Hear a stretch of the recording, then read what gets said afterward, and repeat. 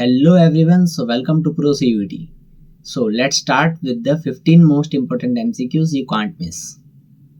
So आगे बढ़ते हैं हम. तो ये अनसीन पैसेज है एंड इसको पढ़ के हमें क्वेश्चंस के जो आंसर करना है. ठीक है, तो आप ये जो पैसेज है इसको आप वीडियो को पॉज करके पढ़ सकते हो, क्योंकि जब आप खुद से पढ़ोगे तो आपको ज़्यादा समझ आएगा. मैं आपको पढ़ के यहाँ ओवरऑल समझा दूंगा तो भी कोई फ़ायदा ज़्यादा नहीं होगा. आप जब लाइन बाय लाइन पढ़ोगे तब आपको ज़्यादा समझ आएगा. तो आप वीडियो पॉज करके पढ़ लेना. मैं आपको एक जस्ट ओवरव्यू दे देता हूँ कि किस बारे में है. तो ये इंडस्ट्रियल रेवोल्यूशन के बारे में है, जो कि 18th सेंचुरी के टाइम पे स्टार्ट हुआ था, लेट 18th सेंचुरी में. ठीक है, यानी 1850s के बाद की बात हो रही है. 1850s 1750s. ठीक है, जैसे अभी 21st सेंचुरी चल रही है, 20 तो 18th सेंचुरी 1750s की बात हो रही है. ठीक है, तो ब्रिटिश टाइम पे जो स्टार्ट हुआ था. एंड इसके अंदर बहुत सारी चीज़ें ह्यूमन हिस्ट्री में कैसे ट्रांसफॉर्म हुई, कैसे इकोनॉमी एग्रीकल्चर का जो सिस्टम है वो चेंज हुआ, उसके बारे में. ठीक है, आप ये पढ़ सकते हो. एंड किस किस टाइप की इंडस्ट्रीज थी, कैसे अर्बनाइजेशन एक्सपेंड हुआ, अर्बनाइजेशन का क्या इफेक्ट आया, उसके बारे में है ये. एंड आप आगे जब पढ़ोगे तो चाइल्ड लेबर के बारे में, क्योंकि जब इंडस्ट्रियलाइजेशन होगा तो चीप लेबर लोग ढूंढते हैं. तो चीप लेबर में तो चाइल्ड लेबर बहुत ईजिली जो है आपको चीप रेट्स में मिल जाती है. तो उसको कैसे रोका जाए उसके बारे में. हाउसेस की डिमांड कैसे बढ़ी, सिटीज़ कैसे ग्रो हुई, क्राउड जैसे बढ़ गया, वो इंडस्ट्रियलाइजेशन की वजह से ही बढ़ता है. ठीक है, इंडिया के अंदर भी अगर आप ऑब्जर्व करोगे तो ये एक्स्ट्रा मैं बता रहा हूँ अलग से कि इंडस्ट्रियलाइजेशन जो है, इंडस्ट्रियलाइजेशन उसकी वजह से ही जो सिटीज़ है वो क्राउडेड हो चुकी हैं एंड जो रूरल एरियाज़ है वो डेवलप नहीं हुए, क्योंकि किसी पर्टिकुलर स्पॉट पे फैक्ट्रीज लगी, जॉब्स क्रिएट हुई, तो लोग जो हर जगह थे इधर उधर वो एक जगह पे इकट्ठा हो गए. तो एक जगह क्राउडिंग हो गई. अब सिंस वहाँ पे इंडस्ट्रियलाइजेशन हो रहा है, वहाँ पे कॉलोनीज बस गई, वहाँ पे सिटी बस गई, तो कुछ एरियाज अर्बन हो गए, कुछ रूरल रह गए. ठीक है, तो ये एक्स्ट्रा था, ये पैसेज का पार्ट नहीं है, जस्ट ज्ञान दे दिया आपको मैंने. तो ये उसी के बारे में आप पढ़ सकते हो पूरा पॉज करके वीडियो को. एंड हम आगे चलते हैं क्वेश्चंस में. सो क्वेश्चन 1 है, what is the one significant social impact of the industrial revolution as mentioned in the passage. Option A, complete elimination of rural lifestyle. Option B, rise of new class structure with industrialist gaining power. Option C, reduction in urban population due to poor working conditions. And option D, decrease in technological innovations. तो देखो, जो social impact के बारे में हमने पढ़ा industrial revolution जो passage के अंदर है, तो उसका जो है वो है कि rise of new class structure with industrialist gaining power. तो देखो, जब इंडस्ट्रियलाइजेशन हो रहा है तो किसी न किसी जो इंडस्ट्रियलिस्ट है उसने फैक्ट्री लगाई. ठीक है, तो उसके पास उसने पैसा डाला, उससे जब इंडस्ट्रियलाइजेशन इंक्रीज हुआ तो उसका पैसा भी आया. तो उसने पैसा आया, पावर आई, तो उसको पावर मिला, उसके बारे में है. And rise of new class structure, तो जो नॉर्मल लोग थे उनको जॉब मिली, उनके पास पैसा आया, नई अलग अलग क्लास जो है वो राइज हुई, middle class, lower class, upper class. ठीक है, तो ये उसके बी आंसर आएगा इसका, the rise of new class structure with industrialist gaining power. ठीक है, जो पैसेज के बारे में मेंशन्ड है, जो पैसेज के अंदर, उसके बारे हिसाब से आंसर ये है. ठीक है, बी. तो चेक करते हैं, हाँ ये हमारा आंसर सही है. नेक्स्ट क्वेश्चन पे चलते हैं. द इंडस्ट्रियल revolution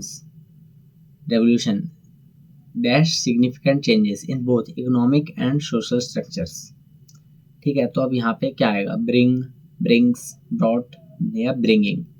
देखो, ये कंटिन्यूस फॉर्म नहीं है कि ब्रिंगिंग आएगा यहाँ पे, ना ही यहाँ पे ब्रिंग्स आएगा, क्योंकि तो हो चुका ना, सिग्निफिकेंट चेंजेस आ चुके हैं. ऐसे बात हो रही है कि ये लेके आया.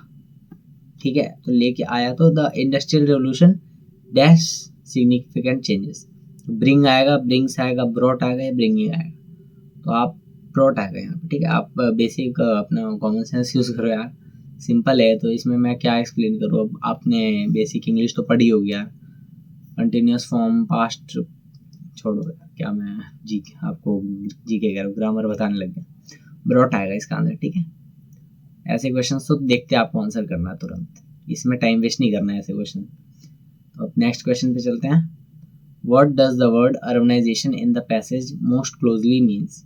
ठीक है, तो option A, decline of rural areas. Option B, the migration of people to cities and the growth of urban areas. Option C introduction of new farming technique and option D the development of new inventions. तो जो इसमें passage के अंदर है उसका urbanisation का मतलब है कि migration of people to cities and the growth of urban areas. तो ये मैंने आपको जो थोड़ा ज्ञान दिया था उसके अंदर ये एक्सप्लेन करा था कि जो लोग हैं वो सिटीज़ की तरफ माइग्रेट हो जाते हैं कि यहाँ पे इंडस्ट्रीज़ है, फैक्ट्रीज़ हैं या जॉब्स हैं अलग अलग सेक्टर से रिलेटेड, तो उससे क्या है अर्बन एरियाज़ भी इंक्रीज़ होते हैं और ग्रो हो गया वहाँ पे और कॉलोनीज बस गई और ज़्यादा डेवलपमेंट हो गया एंड जो पीपल है वो इसलिए माइग्रेट करके आ जाता है तो यहाँ की पॉपुलेशन भी बढ़ जाती है। ठीक है, तो इसका आंसर आएगा बी। चेक कर लेते हैं एक बार। हाँ, तो ये हमारा आंसर सही है, migration of people to cities and the growth of urban areas.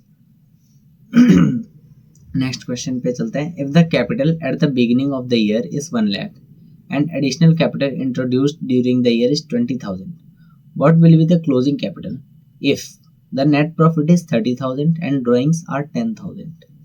तो अगर आपका 1 लाख कैपिटल है स्टार्टिंग में, आप क्लोजिंग कैपिटल पूछ रहे हो और आपने कहा कि उस ईयर में आपने जो है एडिशनल कैपिटल डाली थी 20,000 बीच में। ठीक है, तो अगर आपने 20,000 कैपिटल डाली एंड उसके बाद आपके जो नेट प्रॉफिट थे वो 30,000 थे एंड ड्राइंग्स आर 10,000। ठीक है, तो अगर आपने 10,000 की ड्राइंग कर ली तो 1,20,000 तो आपकी कैपिटल हो गई थी एंड आपने 10,000 विड्रॉ कर ली उससे, तो 1,10,000 हो गए। लेकिन आपने वहाँ पे जो है 30,000 के नेट प्रॉफिट्स भी थी। जब 1,10,000 में आप 30,000 ऐड कर दोगे नेट प्रॉफिट, क्योंकि वो कैपिटल भी ऐड हो जाता है। जो नेट प्रॉफिट्स होता है वो एट उस कैपिटल से ही आया। जो हम प्रॉफिट आता है वो वापस जब सेटल करते हैं तो वो नेट प्रॉफिट जो हम कैपिटल के अंदर ऐड करते हैं। बैलेंस शीट में आपने पढ़ा होगा जब आप ट्रेडिंग एंड P&L बनाते हो तो बैलेंस शीट के अंदर हम नेट प्रॉफिट निकाल के कैपिटल के अंदर ऐड कर देते हैं। तो यहाँ जो है 1 लाख प्लस 20,000 प्लस 30,000। ठीक है, तो 1,50,000 हो गया एंड ड्राइंग्स कर ली थी हमने 10,000 की, तो ये अगर आप माइनस कर दोगे तो 1,40,000 आएगा आंसर। ठीक है, ऑप्शन सी। तो चेक कर लेते हैं हमारा आंसर। यहाँ डी है 1,30,000, बट ये डी आंसर जो है शायद गलत दे रखा है। ठीक है, तो आपको डिस्क्रिप्शन में मिल जाएगा अगर कुछ करेक्शन हुआ तो। वैसे 1,40,000 आएगा आंसर, हमने कैलकुलेट कराया, बाय चांस गलत कर दिया होगा मैंने तो। ठीक है, answer 5, which of the following is not a nominal account. Option A salaries account, option B capital account, option C rent account and option D commission account. ठीक है, तो यहाँ पे कौन सा जो है नॉमिनल अकाउंट नहीं है। तो देखो सैलरीज नॉमिनल में आती है, रेंट भी नॉमिनल में आता है एंड कमीशन भी नॉमिनल में। कैपिटल नॉमिनल में नहीं आता क्योंकि कैपिटल नॉमिनल नहीं होती है। ठीक है, तो कैपिटल आएगा यहाँ पे आंसर। चेक करते हैं कैपिटल अकाउंट। ठीक है, आप खुद भी देख सकते हो जो कैपिटल है ये इनमें से ऑड वन आउट है। ठीक है, अगर बाकी सारे नॉमिनल अकाउंट है या कोई और अकाउंट और एक नहीं है तो कौन सा नहीं है, तो कैपिटल अकाउंट, क्योंकि वो तीनों से अलग दिख रहा है, आपको देख के ही दिख रहा है कि अलग है। ठीक है, नेक्स्ट क्वेश्चन है which of the following is not a function of management. Option A planning, option B staffing, option C manufacturing and option D controlling.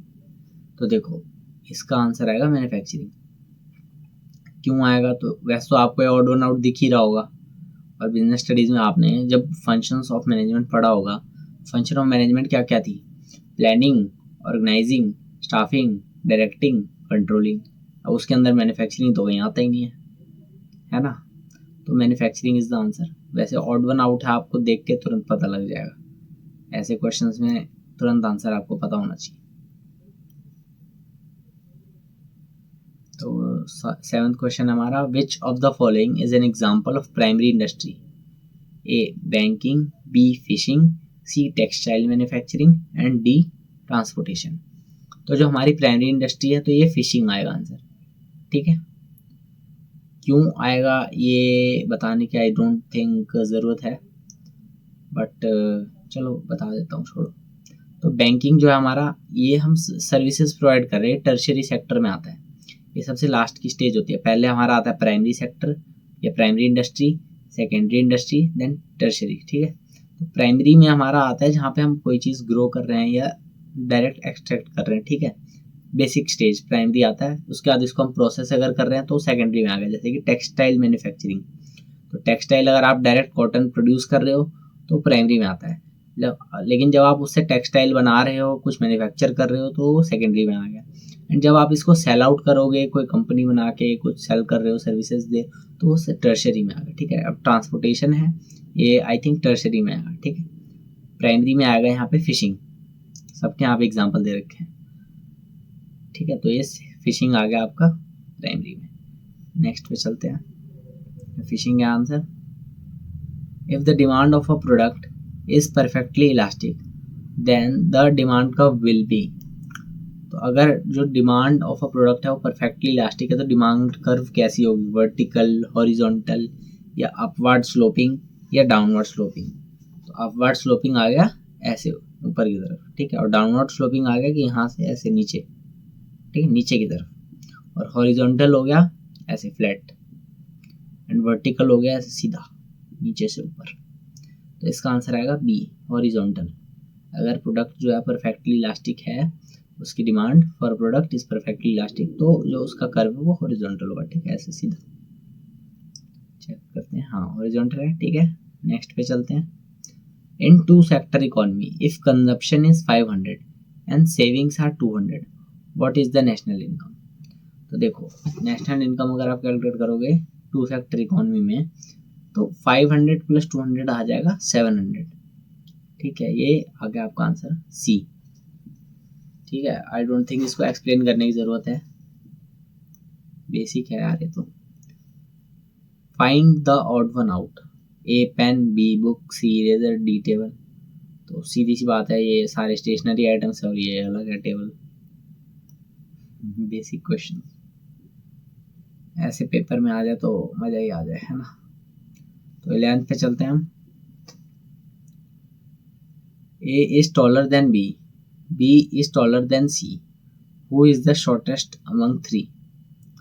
तो अगर ए जो है बी से लंबा है, बी जो है सी से लंबा है, तो एट द एंड सबसे छोटा तो सी हो गया ना, सीधी सी बात है। इसमें क्या ही था, ऐसे तो बहुत इजी क्वेश्चन है। अगर ऐसे क्वेश्चन एग्जाम में आ जाए तब तो सी है आंसर। ठीक है, a train travels 60 kilometre in 1 hour, how much time will it take to cover 150 kilometre at the same speed? तो देखो, अगर 60 किलोमीटर में 1 आवर है, तो आप स्पीड निकाल लेना, एंड उसके बाद फिर आप यहाँ पे टाइम निकालना है, तो speed equal to distance upon time, ये फॉर्मूला याद रखो। और उसके बाद अगर आपको टाइम निकालना है तो टाइम इधर आ जाएगा, स्पीड इधर आ जाएगा। ठीक है, और या तो आप अगर फास्ट कैलकुलेशन करनी है तो आप बेसिक सा देखो कितना इजी दे रखा है यहाँ पे, 60 किलोमीटर इन 1 आवर, यानी 1 आवर में 60 मिनट होते हैं। तो 60 किलोमीटर कवर कर रहा है 60 मिनट्स के अंदर, यानी 1 मिनट में 1 किलोमीटर कवर कर रहा है। तो 150 किलोमीटर कवर करने में कितना टाइम लगेगा? 150 मिनट्स। सिंपल है, तो 150 मिनट्स लगेंगे। आप 150 को डिवाइड कर दो 60 से, 150 डिवाइडेड बाई 60 आपका आ जाएगा 2.5। ठीक है, 2.5 आपका आंसर आ गया। तो आपको ज़्यादा रफ वर्क करने की ज़रूरत नहीं पड़ेगी, स्पीड निकालो, डिस्टेंस निकालो, फॉर्मूला लगाओ। बेसिक क्वेश्चन है, इनके लिए आप फॉर्मूला लगाओ, टाइम वेस्ट होगा आपका। बेसिक कॉमन सेंस लगाया, 150 डिवाइडेड बाई 60 कर दिया, सीधा आपका आ गया आंसर आवर्स में। अगर कई बार क्या होता है कि आंसर जो होते हैं ऑप्शंस वो मिनट्स में होता है, तो आपको कई बार कन्वर्ट करना पड़ेगा, तो वैसे क्वेश्चन में आपको टाइम लगेगा सॉल्व करने में। बट इन क्वेश्चन में आपको टाइमिंग नहीं देनी है। ठीक है, ज़्यादा टाइम वेस्ट नहीं करना है। 2.5 और आंसर था। ठीक है, फिर है 13, सिंप्लीफाई। ब्रैकेट में है 8 इंटू 5 डिवाइडेड बाई 4 प्लस 3। तो यहाँ पे आप बॉडमास रूल लगाओगे। ठीक है, तो पहले ब्रैकेट का करेंगे हम, तो 8 इंटू 5 40, फिर हम करेंगे डिवाइड। ठीक है, अब आप कहोगे पहले मल्टीप्लाई करना चाहिए, पर मल्टीप्लाई करना चाहिए डिवाइड से पहले। ठीक है, सॉरी, पहले डिवाइड करना चाहिए फिर मल्टीप्लाई करना चाहिए, बट ये जो मल्टीप्लाई है ब्रैकेट के अंदर है। ठीक है, तो पहले ब्रैकेट के अंदर हम डिवाइड हो, मल्टीप्लाई हो, प्लस हो, माइनस हो, पहले ब्रैकेट के अंदर की चीज़ सॉल्व करते हैं, उसके बाद ब्रैकेट से बाहर जाते हैं। ठीक है, बॉड मास बी से ब्रैकेट आता है, तो हमने ब्रैकेट करा, 4 8 5 40 आ गया। अब 40 आ गया तो 40 को डिवाइड करेंगे हम 4 से, क्योंकि पहले डिवाइड होता है फिर सब एडिशन होता है, डिवाइड के बाद मल्टीप्लीकेशन। तो 40 डिवाइडेड बाई 4 आ गया आपका 10, एंड 10 को आप 3 से प्लस करोगे तो आपका आंसर आ जाएगा 13। तो यहाँ पे आपका ऑप्शन आ गया ए 13, पहला ही आपका सही है। चेक करते हैं, तो ये 13 है आपका आंसर। ठीक है, नेक्स्ट क्वेश्चन पे चलते हैं। तो ये है, who is the current governor of Reserve Bank of India, RBI? ठीक है, तो option A Shaktikanta Das, option B Urjit Patel, option C Raghuram Rajan and option D Subba Rao. तो वैसे तो यहाँ पे जो करंट है वो ऑप्शन में नहीं दे रखा है, यहाँ पे दे रखा है शक्तिकांत दास जो कि दिसंबर तक ही थे अभी। हाँ, आंसर अपडेट करना रह गया हमारा, तो टीम अपडेट करना भूल गया आंसर। तो शक्तिकांत दास जो है ये दिसंबर तक ही थे, अभी जैन से जो है दिसंबर में भी आई थिंक चेंज हो गए थे। तो अभी जो है वो संजय मल्होत्रा हैं, ठीक है। तो करंट गवर्नर ऑफ आरबीआई जो है वो संजय मल्होत्रा है, एंड संजय मल्होत्रा से पहले थे शक्तिकांत दास, और इनसे भी पहले थे उर्जित पटेल, और इनसे भी पहले थे आई थिंक रघुराम राजन। इनका कंफर्म नहीं है कि इनसे जस्ट पहले थे या बीच में और कोई था, रघुराम राजन भी थे, एंड डी सुब्बा राव तो आई डोंट नो, थे नहीं थे कभी, ठीक है। तो करेंटली जो है वो संजय मल्होत्रा है, इनसे पहले थे शक्तिकांत दास, अभी चेंज हो गए हैं रिसेंटली। तो अगर आपको पुराना ध्यान हो तो जीके आप अपडेट कर लेना अपना, जीके करंट अफेयर्स जो भी बोल दो। The make in India initiative was launched in which year? तो ये तो यार सबको पता होना चाहिए आपको, हमारे मोदी जी ने लॉन्च करा था, एंड मोदी जी 2014 में आए थे, तो उससे पहले का होने का तो सवाल ही नहीं होता 2010 में, और आते ही लॉन्च करा था, सबको पता है मेक इन इंडिया हर जगह हो रहा था। 2014 आया आंसर, 14 में इलेक्शन जीते थे तभी वो स्लोगन आया था, make in India initiative launch हुआ था उस टाइम पे, ठीक है। 2014 आंसर। नेक्स्ट पे चलते हैं। तो थैंक यू, आज के लिए इतने ही क्वेश्चंस थे, तो फिर मिलेंगे नेक्स्ट वीडियो में, तब तक के लिए बाय बाय।